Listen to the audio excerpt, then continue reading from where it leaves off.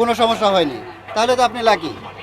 গতদিনও try করছিলাম, ticket তো পারি নাই। পেয়েছেন? জি ইনশাআল্লাহ এবার টিকিট আপনি পাইছি। তো সফল, জি সফল। কারণ টিকিট যদি 2000 টিকিট থাকে মিনিমাম 50,000 লোক হচ্ছে ট্রাই করে টিকিটের জন্য। জি জি জি। অনলাইন তো একটু বাফারিং করবে, স্বাভাবিক, হ্যাঁ, তারপরে আমি একটু প্রবলেম করবে। দেখছিলাম যে প্রায় একসঙ্গে। তারপরে যে আপনি পেয়েছেন এটা আপনার কপাল। মানে কোনো সমস্যা হয়েছে? না, কোনো সমস্যা নেই। কোনো কোনো কিছু ছিল তারপরে পাইছি আর কি। পেয়েছেন? এই যে অনেকে বলে যে আমরা টিকিট পাই না এরকম বলে, আপনি তো পেয়েছেন, আরেকজনকে জিজ্ঞাসা করলাম সেও পেয়েছে, তাহলে তো আমি তো মনে করি যে ঠিকই আছে, স্মুথলি সবাই টিকিট পেয়েছে। জি, জি।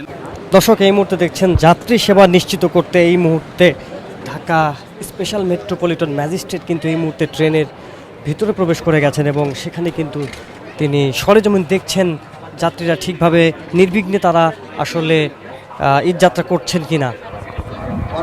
অনলাইনে কেটেছে? আচ্ছা আচ্ছা, কোনো সমস্যা হয়নি তো? অনেকে অভিযোগ করে যে টিকিট কাটতে পারতেছি না, বাফারিং করতেছে বা সার্ভারের সমস্যা। না না এখন পর্যন্ত কোনো সমস্যা হয়নি, তাহলে তো আপনি লাকি। এটা হয়তো এমন বিষয় হয়েছে যে একসাথে অধিক সংখ্যক লোক হিট করার কারণে, মানে 8টার সময় টিকিট ওপেন করে, ওই সময় অধিক সংখ্যক লোক করার কারণে হয়তো অনেকে পায় না, অনেকে পায়। যাই হোক, আপনি লাকি, আর অন্য কোনো সমস্যা নেই তো? মানে কোনো সমস্যা হয়েছে? না, কোনো সমস্যা নেই। কোনো কোনো কিছু ছিল তারপরে পাইছি আর কি।